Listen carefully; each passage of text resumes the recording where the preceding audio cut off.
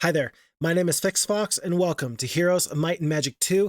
This is going to be my tutorial, or rather my guide, for people who are brand new to Heroes of Might and Magic 2, who have maybe seen me play other games and then say, hey, wait a second, this guy's got an awful lot of videos on this Heroes of Might and Magic game. What is it? How do I play it? How do I potentially follow it myself? I will tell you that this is going to be an excellent opportunity for someone who's brand new to learn, but if you are a long-time veteran of the turn-based strategy genre, or if you are very familiar with the Heroes of Might and Magic series, this is probably not going to be the best video for you. This is really assuming that you know very, very little. And so, with that being said, I'm excited to show you my take on this fantastic game. You might ask, why look at a game from 1996 like Heroes of Might and Magic 2 is from? And I'll tell you why. It's because they got everything right.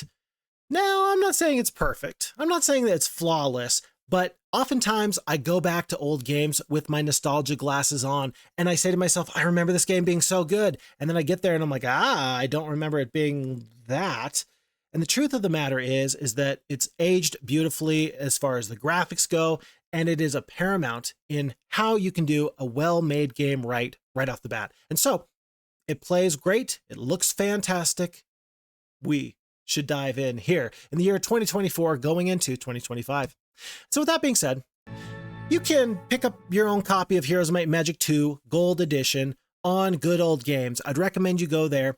It's usually running for about $10. You'll occasionally get it on sale for about $2. And it's obviously worth it to have in your library. I currently play with the F-Heroes 2 rebuild sort of a deal. It's not a modification. It's from the ground up. There's a team of dedicated individuals who have lovingly restored the game, and they bring a lot of new quality of life features, but all the same, this is going to work out just fine if you just have the good old games, Heroes of Might and Magic 2 Gold Edition.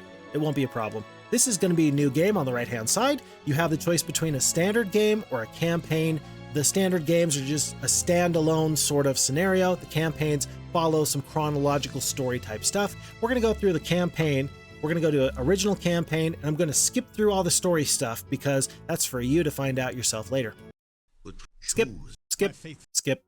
Okay.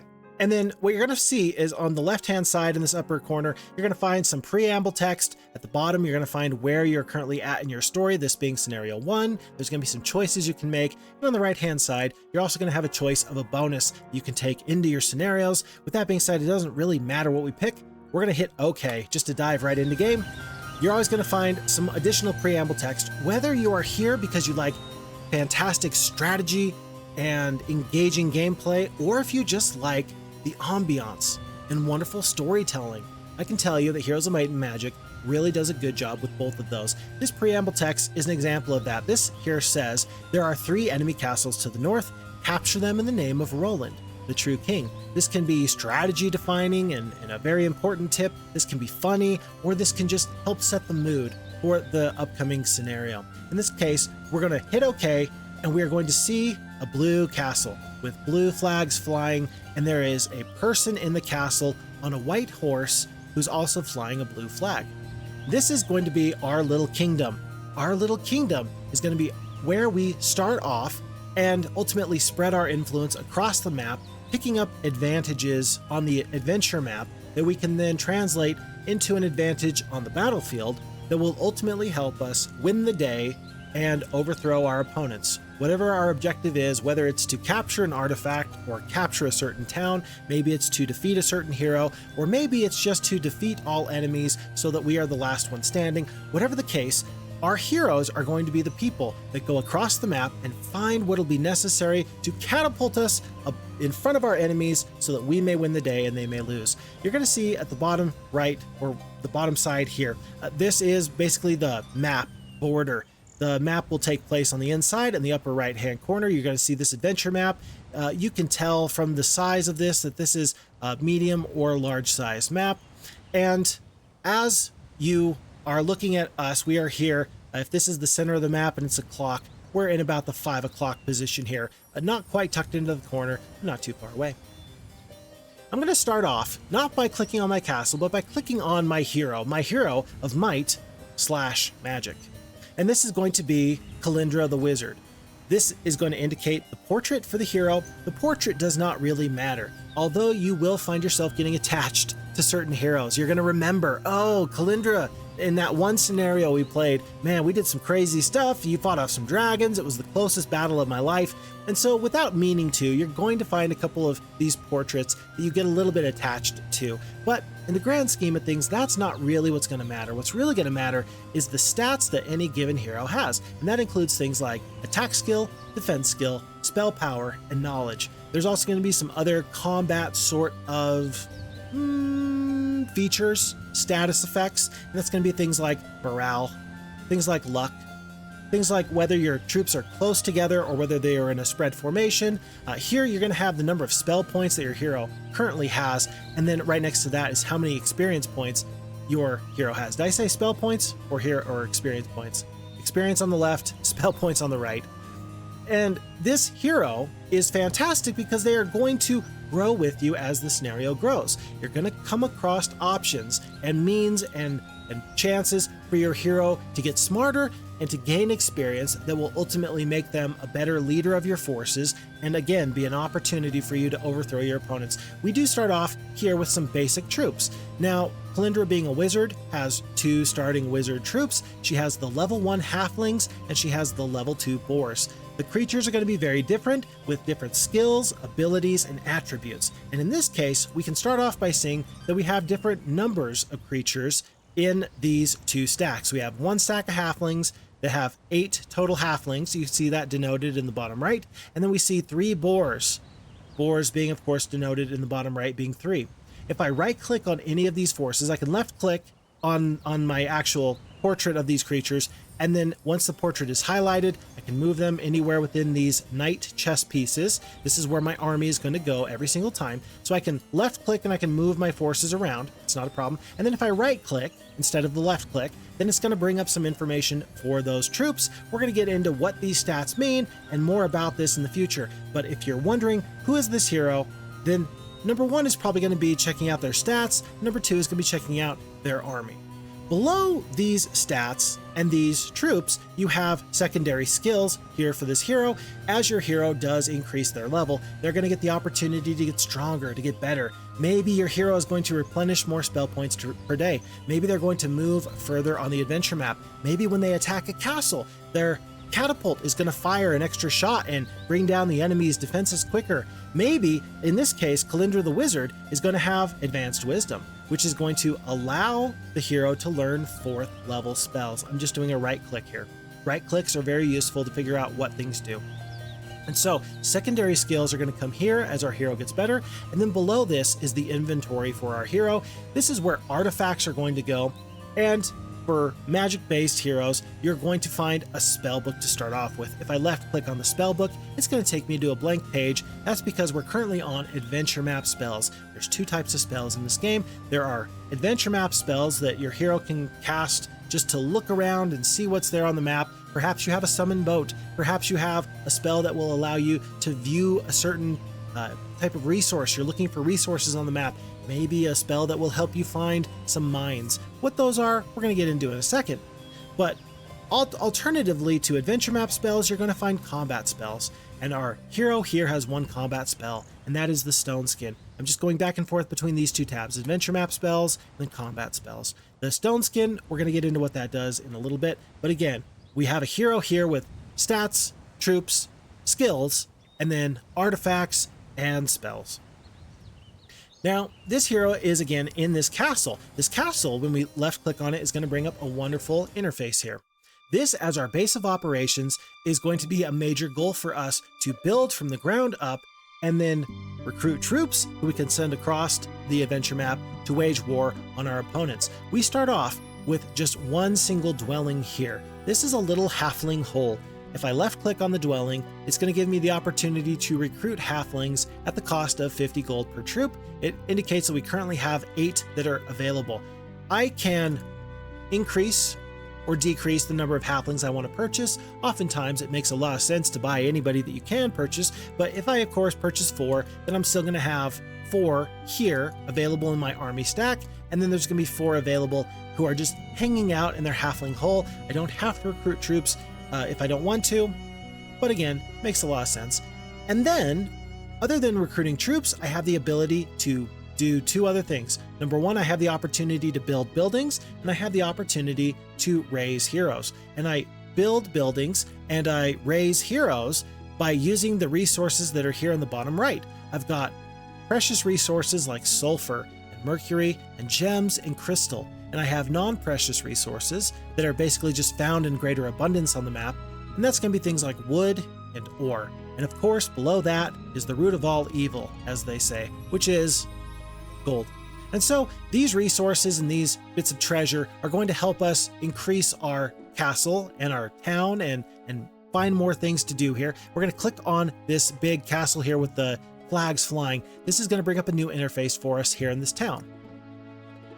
In the different sections here are opportunities to improve our town. The top 6, 1, 2, 3, 4, 5, 6 buildings, these are what are going to improve your opportunities to purchase troops. So we've already seen the habitat. It's got a yellow check mark next to it, and its little banner is in this kind of gold tan sort of a status effect. And that indicates that the habitat is already purchased in this town. And then you also have red status effect, which means that you either don't have enough resources to purchase this building, or it means that you don't have a prerequisite in the tech tree in order to build that building. And green, of course, means, yep, you can build that right now if you want to. So out of these 6 buildings that we can use to recruit troops, I'm going to recruit the boars from the pen. I'm going to build the pen. The pen costs 800 gold. It requires the habitat, but the pen produces boars. I'm going to spend my money. It's going to appear magically here. And then as I left click on this, I'm now able to also recruit my boars. I can choose how many I want to purchase. I'm going to purchase not all of them, but most of them. And so now I have halflings and boars, and these are going to stay here for the rest of the game. This town, you can't demolish these buildings or anything like that. They're just here for the rest of forever. Now, we mentioned that you can build buildings. We've mentioned you can build troops. We mentioned that you use resources and gold to make this all happen. One other thing that we can do here is we can also purchase heroes. Here are 2 portraits. At any given point, you're able to purchase up to a maximum of 8 heroes that can roam the map. But for right now, there's just 2 possible choices that are available to us. If there is a red X, that means that for some reason, either we have met our limit and we have 8 heroes on the map, or more likely, we have a hero currently here. This is more or less the garrison, and this is just where the heroes are slotted in. It's time that we send our hero here, Kalindra, on the adventure map to go forth and do battle. And before we go, it's worth noting that these troops in the top side are defending this castle, and they will stay here even after Kalindra goes, unless we left click and we move them into her army that's down below. We can move them anywhere. We can go up, we can go down, we can combine the stacks. So 8 and 8 into 16, 6 and 3 into 9. We have a grand total of 16 halflings and the 9 boars. Let's set off with her. Let's hit exit in the bottom right. And then folks, our hero is currently highlighted.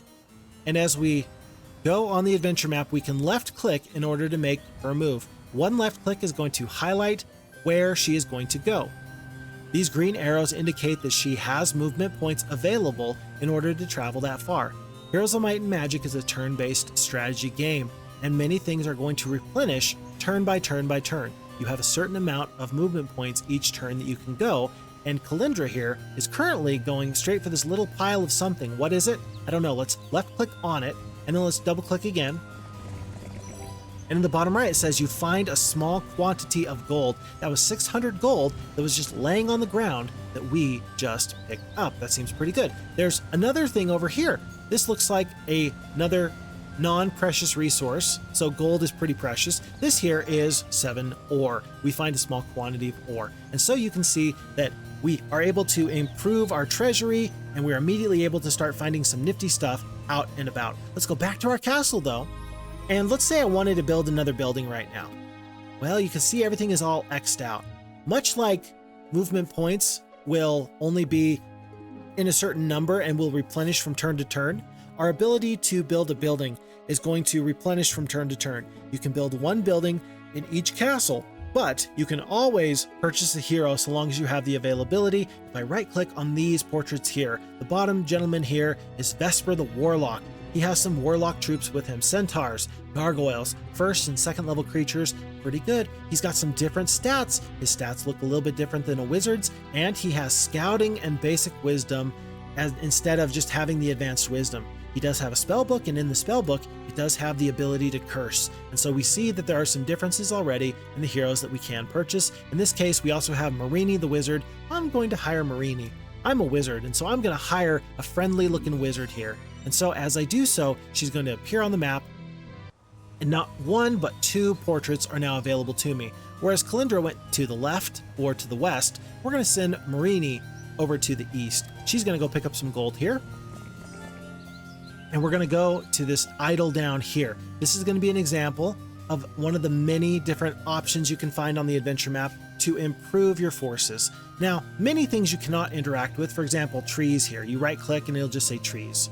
Okay, so I'm right clicking on trees. That is simply impassable terrain. It's there to provide beauty to the map. I cannot walk into the water, for example. I would need a boat to traverse the water. But then there's other things on the map that we can interact with. In this case, if I right click and it says idle, I'm going to left click on the idol, we're going to go to the idol, and something nifty is going to happen. You have found an ancient and weathered stone idol. Kissing it is supposed to be lucky, and so you do so. The stone is very cold to the touch, but we have now increased our luck until our next battle. That effect will wear off after the next battle that we fight, and then we can revisit the idol again in the future. Now, I'm really excited. Let's keep on going. Oh, but wait, our green arrows are all gone. We have only red arrows left. That means that we are out of movement point resources for Marini. And it looks like we are also out of movement points for Kalindra. We have already gone to our building. We've already made our purchase. Folks, I think it's going to be time that we hit end turn. In the bottom right, you're going to see a brief overview of your treasury if you click, and then another click is going to take you over to this screen here. Month 1, week 1, day 1. In the bottom right, there is this hourglass button. If I left click on it, we're going to go from month 1, week 1 into day 2. And now you're going to see that we have green in our heroes. That means that we can move across the adventure map.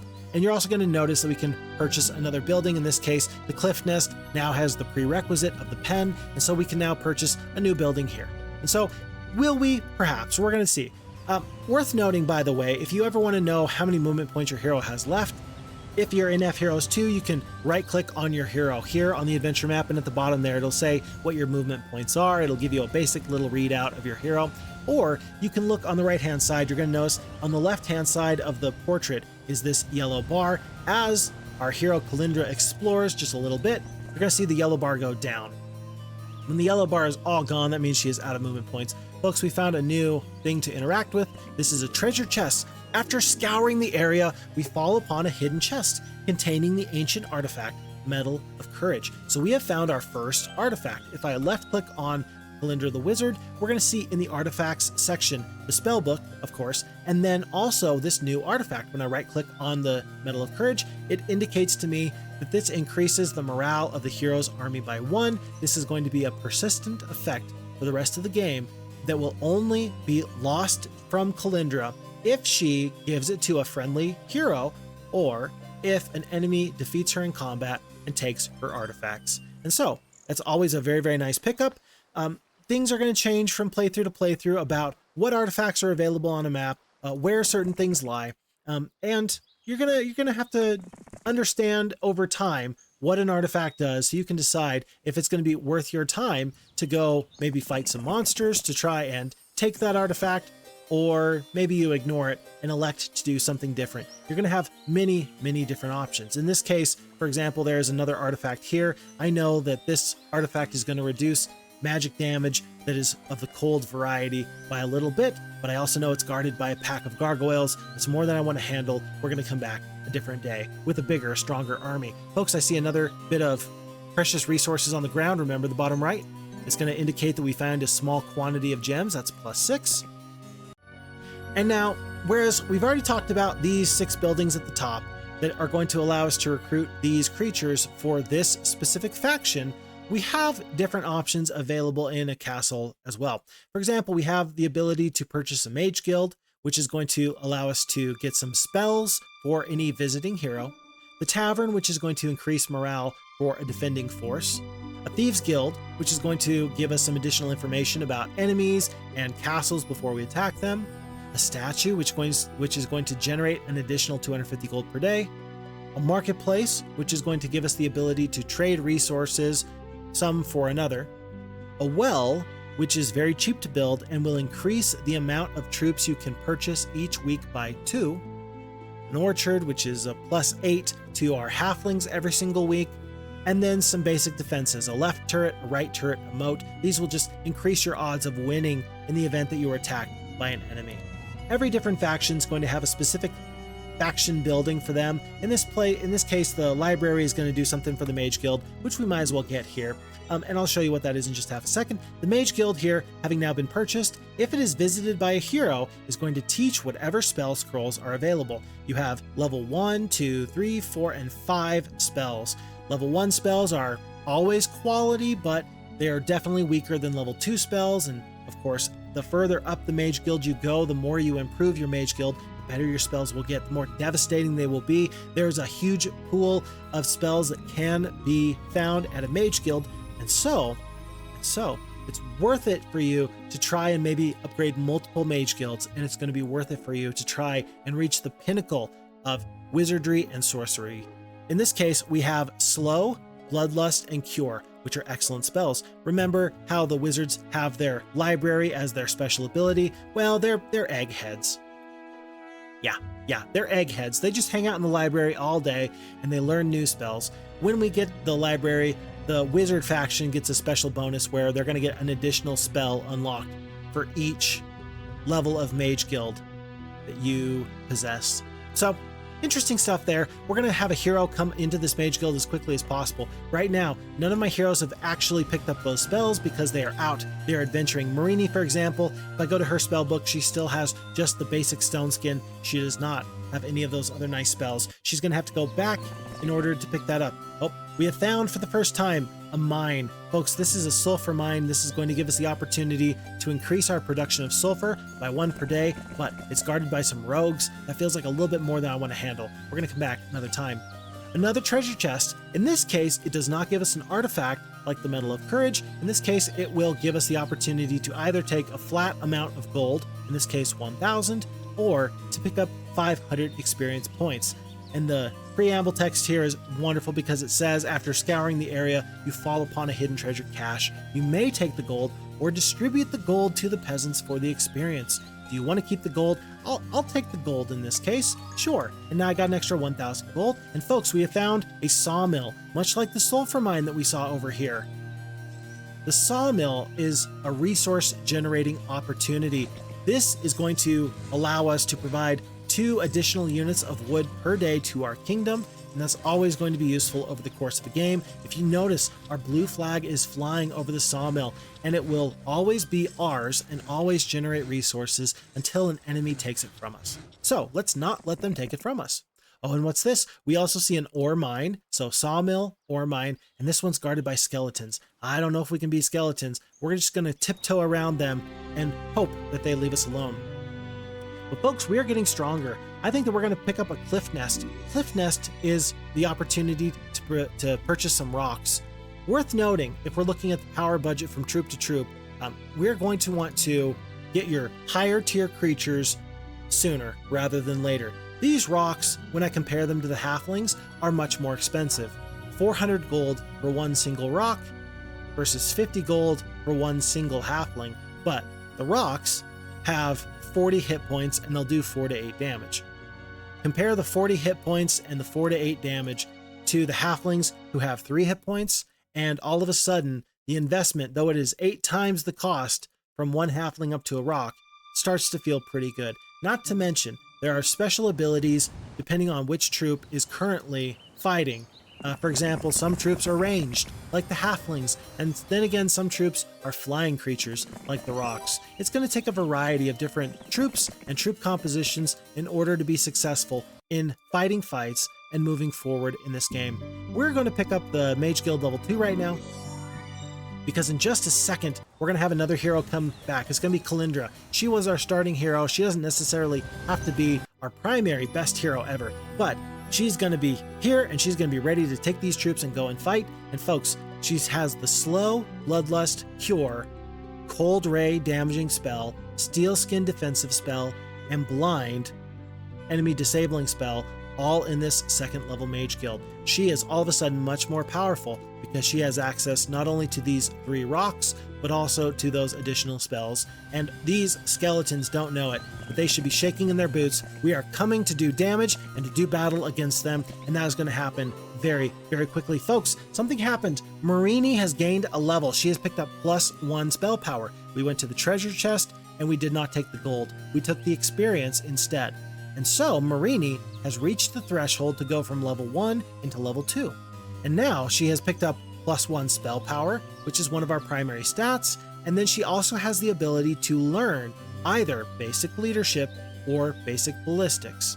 Now, these secondary skills, remember, go in this area. Primary stats are up here, 1, 2, 3, 4, and then you have your secondary skills here. 1, 2, 3, 4, 5, 6, 7, 8 total possible secondary skills. And these are going to help you do wonderful things on the battlefield. And once you spec into either leadership or ballistics or wisdom or what have you, you're going to have basic, advanced, and expert classifications that hero has achieved. And as they get better, going of course from basic to advanced to expert, they're going to get more powerful in that ability. For example, here with leadership, if I right click on it, basic leadership increases the troops' morale by 1. If she has expert leadership later, she will have morale increased by 3.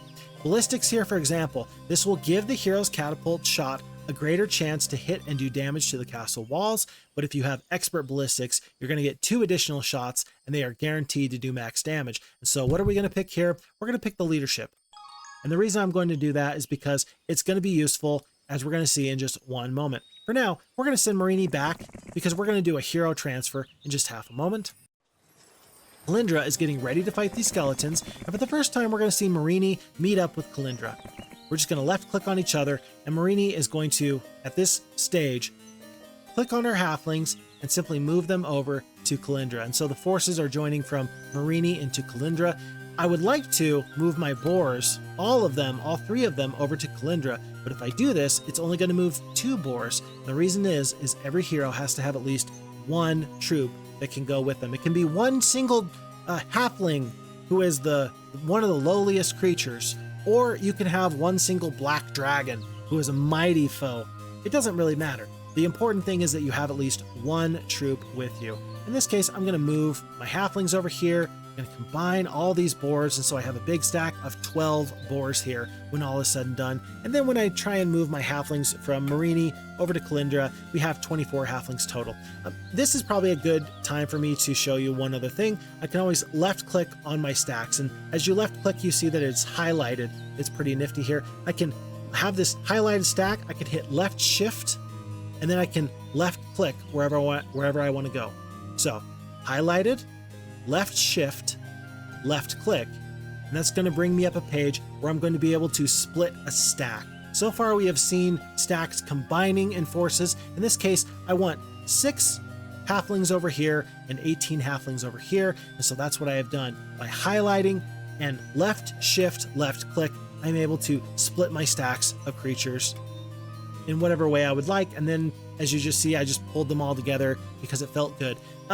You can do some pretty nice tactical things here. You can have single stacks of creatures. You can have 2 stacks of halflings, some here, and then boars in the center to guard. And then the enemies say, well, do I go for this stack of halflings or this stack of halflings? It'll all depend on what your strategy is, but it's never a terrible idea to keep your troops combined for now. And so Kalindra is ready to do battle. She is ready to fight lots of skeletons, and we're going to click right in front of them.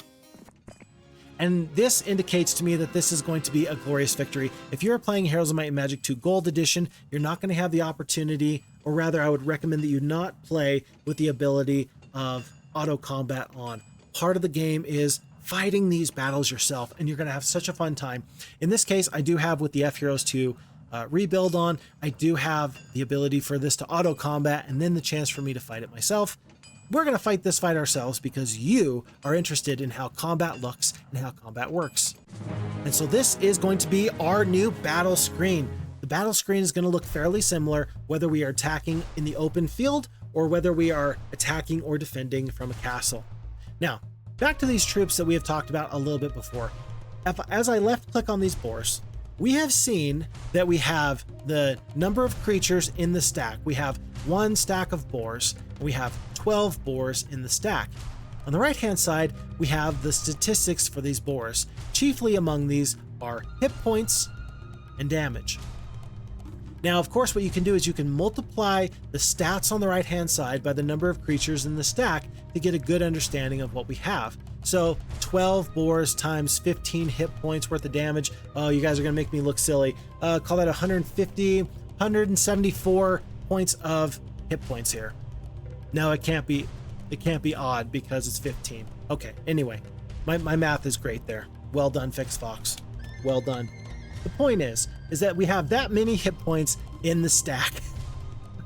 And so, as enemies do damage to the boars are slowly going to lose hit points, and every time the threshold of 15 hit points is hit, we are going to lose 1 single boar. So we have 12, and if an enemy does 14 points worth of damage, then we're still going to have 12 boars. If an enemy does 18 points of damage, we're going to have 11 boars, and the top boar, one of those boars, will have taken a little bit of damage extra, right? And so the game is going to keep track of total hit points in that way. When it comes to damage, we have a low end of damage and a high end of damage. The boars have a little bit of variability to how effective their attack is. In this case, if 12 boars all do 2 damage each, of course that's 24 damage, but they could do a little bit better, in which case they could max out at about 36 points of damage. So you're going to have a range of damage for these boars anywhere between 24 to 36 damage. That is also further modified by one thing. We've mentioned that your heroes are strong and powerful, and they will get stronger and more powerful as the game goes on. Kalindra has 0 attack and 1 defense. Okay, so if we are looking at the attack skill and the defense skill of our creatures here, we're going to see that we have just the base level attack for these boars, which is 5. But then the defense skill, which is usually a base of 4, is modified by +1 to get them up to a defense of 5. Now that +1 modifier comes from the defense of the hero who commands these troops. A very strong knight or a barbarian can will their forces to be stronger, be bold, be courageous, and they will take reduced damage or do extra damage because of that. If my 5 attack skill boar attacks one of these skeletons who has a defense skill of 3, then whoever has the greater number is going to determine whether we are doing bonus damage or reduced damage. So 5 attack skill from the boars attacks a stack of skeletons who have 3 defense skill. Basically 3 is less than 5, and so the boars are going to do bonus damage determined by how much more attack over defense they have than these skeletons. Of course, if the skeletons were very, very tanky and say that they had 20 defense to my 5 attack, then they would be 15 points of defense over the attack of the boars, and so they would do much, or they would take much reduced damage, much less damage from these boars. I'm boring you with this at this point, and so we shall continue on, but I hope that that gives you a good understanding that we will take the stats of the creature multiplied by the number of creatures in the stack, and in that way we are able to do combat with massive amounts of forces on this hexagonal grid that we are doing battle for. Here in F-Heroes 2, it's pretty easy to tell where these boards are going to go. They have the hexes light up for wherever they are going to be able to move. In this case, I'm going to want to go into a defensive position here in front of my halflings. And as I do that, the computer is going to take its turn, and it's going to send this first stack of skeletons across the battlefield. One other stat that we have not mentioned so far as well is speed. Very fast speed for those boars. When it was their turn, they were able to go pretty far across the battlefield, but not all the way. They were able to go 6 hexes total. And so they were able to go 1, 2, 3, 4, 5, 6 hexes across the battlefield. This skeleton here has a speed of 4. It's average. It's It's the sixth one down from the top there. It says speed average, and then in parentheses it says the number 4. They started off here in this upper right corner. They went 1, 2, 3, 4. And there you can kind of see where the speed comes into play. Aside from determining how far you move on the battlefield, speed also determines the turn order. My 6-speed boars are the fastest creature on this battlefield. And so the 6-speed boars got to go first, and then we have a 4-speed average speed skeleton, followed up by my 4-speed rocks, followed up by all the rest of these 4-speed skeletons. 1, 2, 3 skeletons are going to get to go, and then my 3-speed halflings. And so speed not only determines how far you can go, but also turn order. That does take a little bit of a backseat when we consider flying creatures. These rocks with their big, beautiful wings are able to fly across the battlefield in one single fell swoop. They are still limited by their place in the turn order as determined by what their speed is. But they can fly across the entire battle map. There's nowhere here that they can't go, whereas the boars were limited by that 6 speed. We are still going to go into a defensive position, and folks, we had something very, very nifty happen right on cue. What was that? That was an instance of good morale. We've mentioned morale a few times. When we click on Kalindra the Wizard, she has this Medal of Courage. In the upper right, it indicates that she has great morale because she has wizard troops that are all the same, and she has the Medal of Courage. The good morale is going to allow you to take an additional round of combat or an additional turn in that round of combat. The rocks were right here. They flew into a defensive position. They got an instance of good morale. And now it's their turn again. And they can do that to move. They can use that to attack. They can do whatever they want with that turn, but they got that spare move for free. As we go with the halflings, while we mentioned that the boars are 6 speed and they're very fast, and the rocks are 4 speed, but they can fly all across the battlefield, the halflings are slow, but they have a ranged attack. As indicated by a little arrow there, perhaps you can see as I'm mousing over these skeletons, as I left click, they're going to do damage from afar. And my 24 halflings were able to absolutely demolish one full stack of skeletons. And for that reason, it's worth having a good mix or a nice composition of troops in your battle. Sometimes you're going to want at least, maybe for your strategy, you want one really fast unit. Maybe you want a couple of flying units. Maybe you want a couple of ranged troops. Mixing types of troops is not a terrible thing. What might be an issue is if you mix troops of different factions, which we will get into in just a moment. But for now, we're going to hit skip on these boars' turn. In the bottom right, we have the ability to skip. The skip is going to say, I like where those boars were already at. And in that case, we skipped. The skeletons took their turn. They stepped up and they did damage. And they did, it looks like 20 points of damage. I know that because the boars here indicate that we went from 12 down to 11, and there's 10 hit points left on this top stack. If you're ever interested to know what just happened here, at the very bottom, there's a little status bar. If I left click on the status bar, it'll give me a good indication of what has happened in this battle so far. It'll start off by indicating turn 1, and it'll say, well, the boars moved, then the skeletons, then the rocks. High morale enabled the rocks to attack again. Okay, great. And then here in turn 2, the boars skipped their turn, and then the skeletons moved, and they did 20 points of damage. 1 boar perished. The boars then did 29 points of damage, and 7 skeletons perished. Wait a second, how did the boars do damage if they're not the ones that attacked?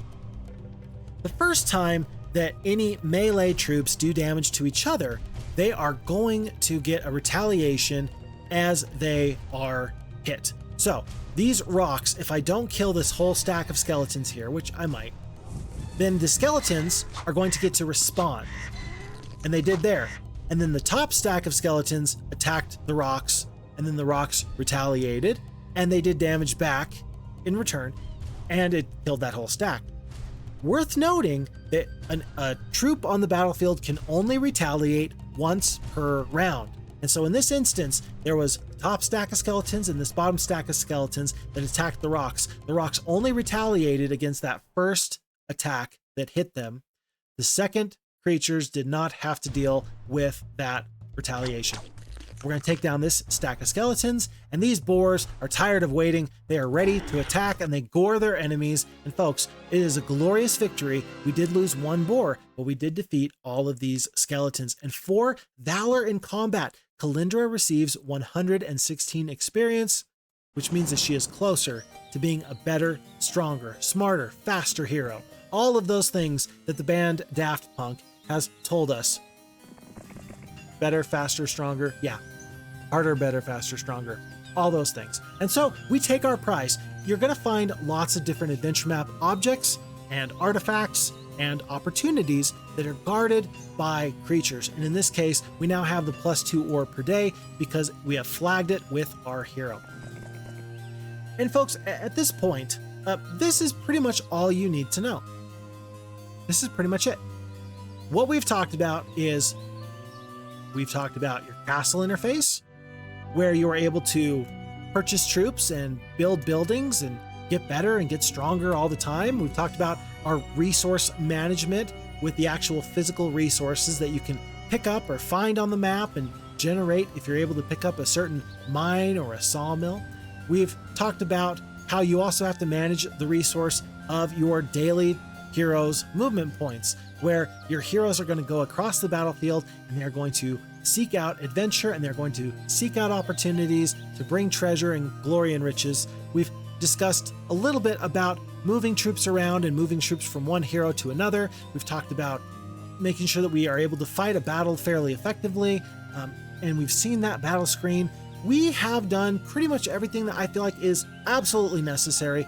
With that being said, though, I will continue just a tiny bit more, if you will indulge me, here with the rest of the buttons that you can find on this interface. It would be a shame if I left you without any additional information there. And then you can go exploring. You can find out, for example, what is a Shrine of the Second Circle? You can find out what are standing stones. You can find out what is a windmill. So first and foremost, as we hit intern here, we have this button that is going to take you from hero to hero to hero. It's just another way of cycling through your heroes. You can click on that. That's not a problem. In this case, we have our hero, Kalindra, who has highlighted where she wants to go to. Say that I want to go all the way over here. Well, that's going to take several days worth of movement. That's going to be 1 day, 2 days, maybe 3, maybe 4 days. And if I don't want to have to continually click on shorter journeys, I can highlight her direction and then this little horse button. That's going to just take her there every single turn and just get her a little bit closer. Just a little bit closer over time. So that button is pretty useful. We also have this button next to that looks like a castle. The castle button, as you click on it, is going to be a little bit of a information page. You're going to get the opportunity to see some of your heroes, their stats, whatever troops they have in their forces, artifacts, etc., etc. And at the bottom is maybe my favorite thing for this page, and that is going to be where your resources are at. In this case, we have the number 1 under the sawmill. That means that we have 1 sawmill that is flagged, 1 ore mine. We do not have an alchemist lab producing mercury. We don't have a sulfur mine that is producing sulfur. No crystal, no gems, no gold, but this is also what's in the treasury, which is pretty useful for us there. If we click on this other tab here under heroes, this takes us to our towns and castles. We have the Castle of Big Oak. It is a wizard castle, and this indicates what troops are available, and this gives us a little bit of a preview for what other forces the wizard faction is going to someday get the opportunity to purchase. Next, we already mentioned some adventure map spells. I don't actually know if we have any from our Mage Guild. We do not. We have no adventure map spells just yet. I'm hoping we can pick up one here right now.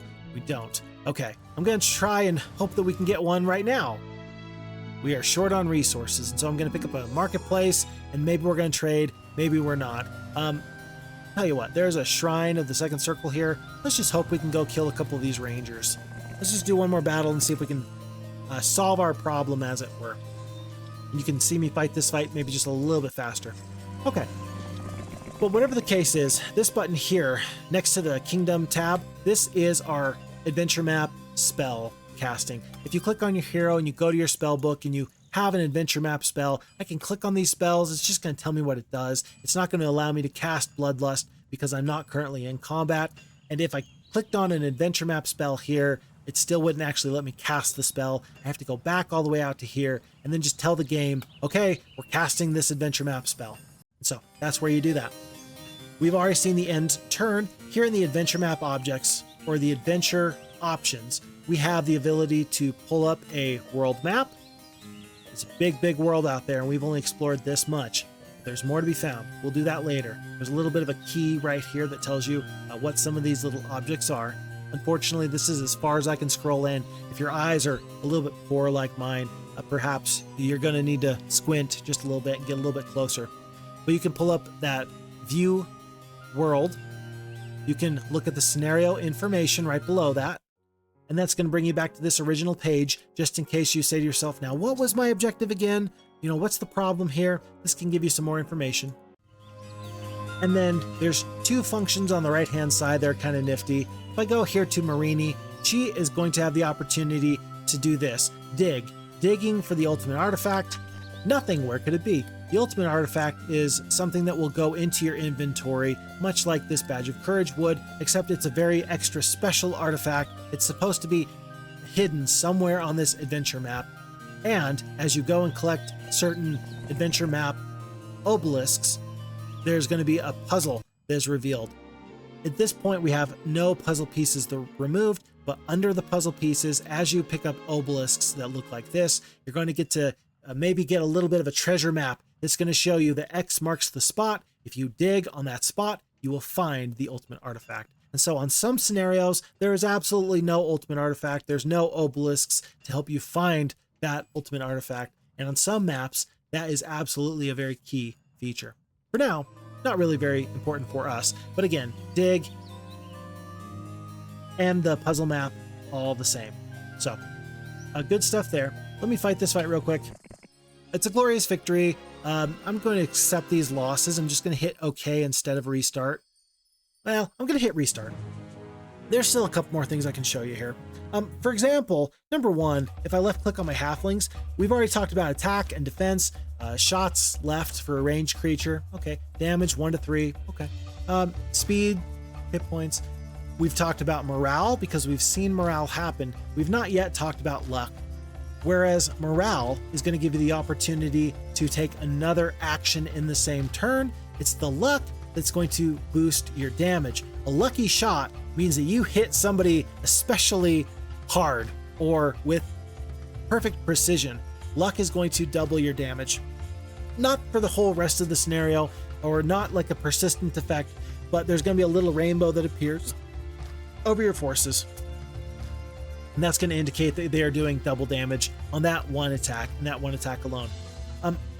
If you notice at the very top here, I've got this information page. This is not going to be found in the Heroes of Might and Magic 2 Gold Edition. In the bottom left, there's this customized system options. This is turn order. This comes with the F-Heroes 2 rebuild. I really enjoy turn order, and I really enjoy damage information. The damage information is simply what happens when I mouse over an enemy and it pops up and it does the calculations for me. 6 spores doing 2 to 3 damage. It's going to be this range based off of the modifier with the attack versus the defense. It already has some calculations for me at that point. I could totally play this game with a calculator, do the math myself. I just don't see why I should. And so for that reason, I keep damage info on, and I also keep turn order on because, again, I can look and see 6 speed, 4 speed. I could tell you how the battle's going to go. It just saves time.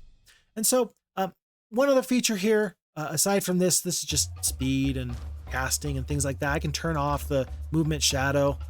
I can turn off my shadow cursor and just, that looks horrible to me. I can't quite tell where I'm going or what I'm doing. I prefer clarity, but you have some battle options while you're here, all the same. And otherwise, we have already seen the skip button. We also have this auto combat. If you left click on that, are you sure you want to enable auto combat? We're just going to let the computer fight this fight for us. I don't think that we're going to do too much worse or too much better for that matter. You're going to get varied results between doing Heroes of Might and Magic 2 Gold Edition straight from good old games versus doing the F-Heroes 2 edition. And the reason being is because F-Heroes 2 does have a very different AI that they have put into it. Generally, I would say that the F-Heroes 2 AI is a little bit more precise. It's a little bit better at understanding where troops ought to go in order to maximize their effectiveness. And that might, for some people, be a case where that makes the game more difficult. And for some folks, that might make it more true to life. the F Heroes 2 AI doesn't cheat like the Heroes of Might and Magic 2 Gold AI does, but that's a conversation for another day. So we, of course, had a glorious victory there, and we got to see some other new features. This Shrine of the Second Circle, please be an adventure map spell, and it is. So thankfully, this Shrine of the Second Circle, we have come across an ornate shrine attended to by a group of rotund friars. In exchange for your protection, they agree to teach you a spell, Haunt. And this is going to be an adventure map spell, where when we go to a mine that we have already flagged that we own, I then go to this cast adventure map spell. I only have one adventure map spell here, and I'm going to haunt this mine with ghosts. The mine will stop producing resources because nobody wants to mine resources when there's ghosts flying around. That doesn't sound like a good idea. And then it indicates that this spell will summon 8 ghosts to guard the mine. Again, this button in the bottom right. And now you can see that there are now ghosts here. And this ore mine, we have lost it, is no longer ours in our kingdom overview. Very, very sad. Very, very sad. One very important thing that I have to note here. Many things replenish on a day-to-day or week-to-week basis. Now, when we talk about replenishing, we've talked already about, I don't know, movement points. We've talked about the ability to purchase new buildings. You get 1 building a day, sort of a deal. Okay, so every single day that we hit this end turn, new things are going to pop up for us. That's pretty nice. But then also, it's currently month 1, week 2, day 7. Day 1 is the most important day of the week because astrologers proclaim this to be the week of the dog. All dwellings increase in population, meaning that whereas before maybe we had 0 halflings left, we left click here, and now we have 18 halflings that we can recruit.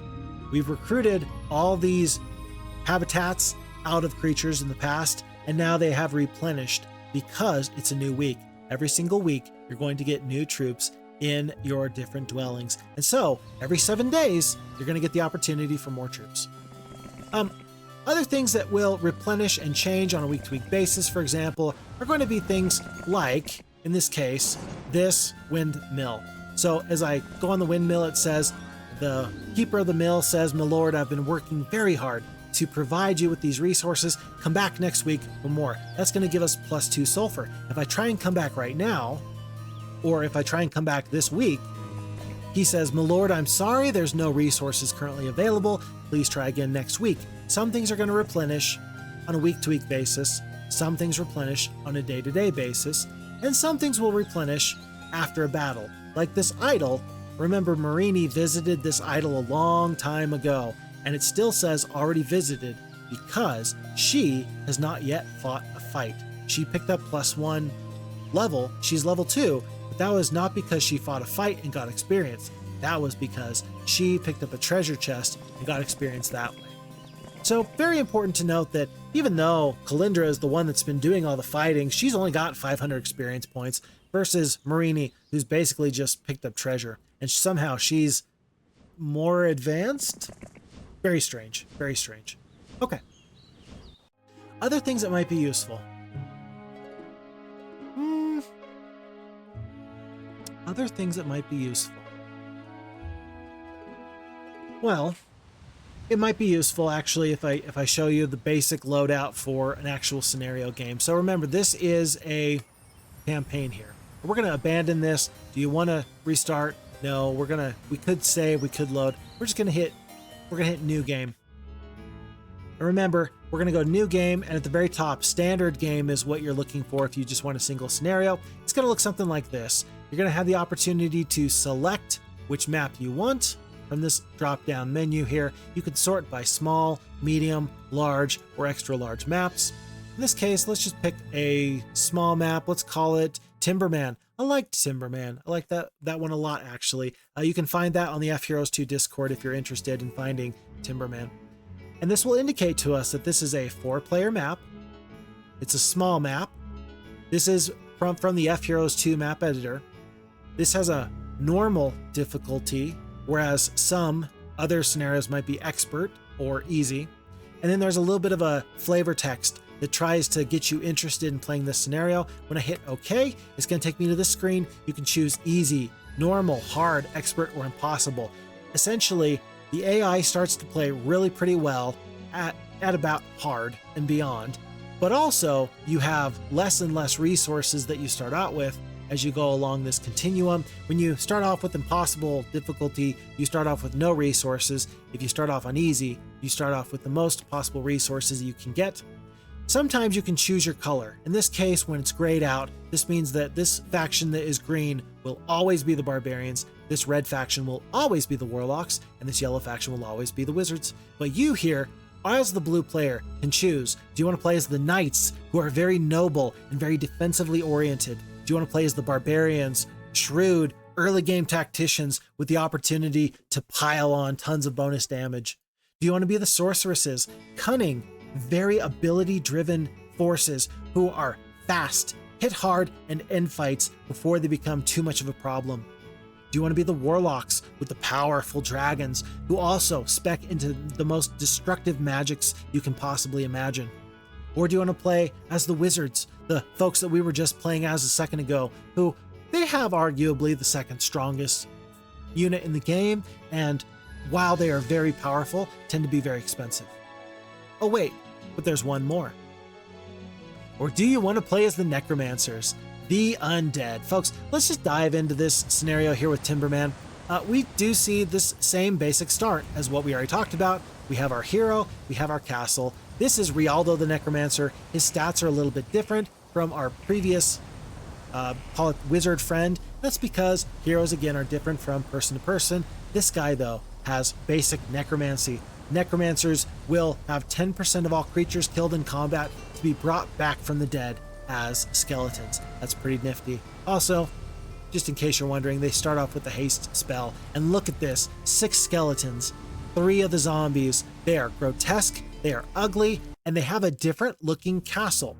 Each of the castles in Heroes of Might and Magic 2 are going to look a little bit different, but what's going to be important is finding the big castle, left-clicking on it, and this screen is going to remain essentially the same, with your faction habitats and dwellings being in the first, second, third, fourth, fifth, and sixth slot. In this case, I'm going to purchase the well, and for F Heroes 2, you can click on the well, and it's going to bring you up a quick look at what forces each faction can purchase and where and what their dwelling is going to be. So if you're interested in having skeletons and zombies and mummies and vampires and liches and bone dragons, then maybe you will find a home with the Necromancer faction.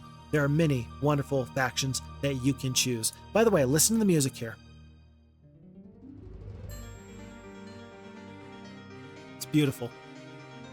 Throughout this entire walkthrough, by the way, the music has been fantastic, and it is one of the least grating soundtracks and bits of sound effects in any game I've played. Heroes of Might and Magic often is like a bag of potato chips. You can't eat just one, and oftentimes it'll be 3 or 4 in the morning and you'll say, I just need to play one more turn and then I'll go to bed. And that's because the ambiance and the sound and the play is relaxing, but also engaging and also beautiful. And it does not wear on you. At least that's my personal opinion. One very quick thing, as we pick up a level here, we can choose between wisdom or diplomacy. Let's take diplomacy because sure, why not? Let's take some more experience. Let's go with ballistics because sure, why not? Let's fight a few peasants because sure, why not?